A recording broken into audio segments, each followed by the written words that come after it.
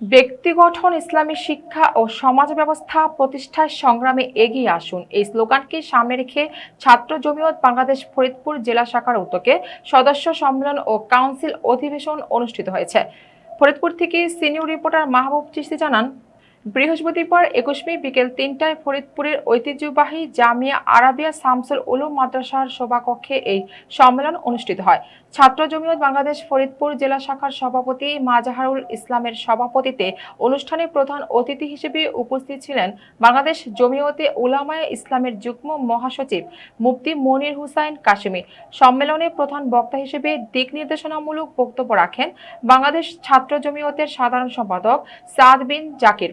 এ সময় বাংলাদেশ জমিয়তে উলামায়ে ইসলামের সহকারী মহাসচিব এবং বাংলাদেশ জমিয়তে উলামায়ে ইসলাম ফরিদপুর জেলা শাখার সভাপতি মুফতি কামরুজ্জামান, বাংলাদেশ জমিয়তে উলামায়ে ইসলাম কেন্দ্রীয় অর্থ সম্পাদক মুফতি জাকির হুসাইন কাশেমী, বাংলাদেশ জমিয়তে উলামায়ে ইসলাম ফরিদপুর জেলা শাখার সাধারণ সম্পাদক মাওলানা ইসমাইল হোসেন, বাংলাদেশ ছাত্র জমিয়তের সহ সাংগঠনিক সম্পাদক ঢাকা বিভাগ আব্দুল মামুন সহ সংগঠনের নেতৃবৃন্দ উপস্থিত ছিলেন।